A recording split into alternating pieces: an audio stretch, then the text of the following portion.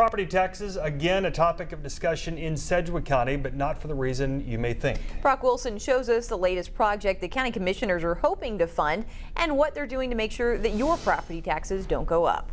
Sedgwick County is hoping to secure over $20 million to completely renovate the Regional Forensic Science Center along 10th Street just east of 135. But it's not the price tag, it's the way the county is hoping to fund this project that on the surface may have you concerned.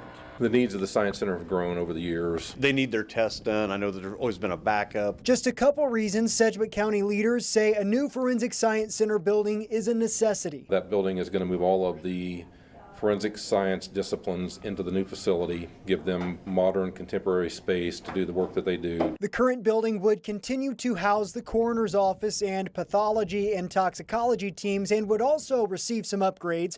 The county basically has two options to pay for this project. One option is what's known as a limited extraordinary property tax, which would result in the mill levy going up and higher property taxes.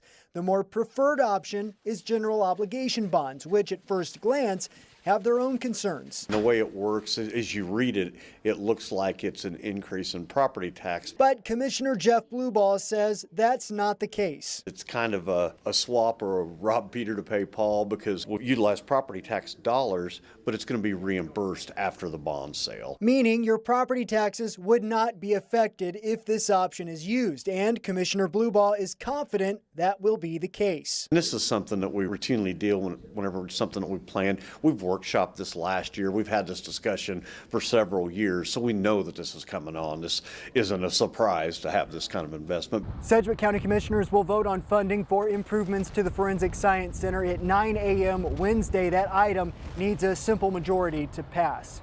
In Wichita, Brock Wilson, 12.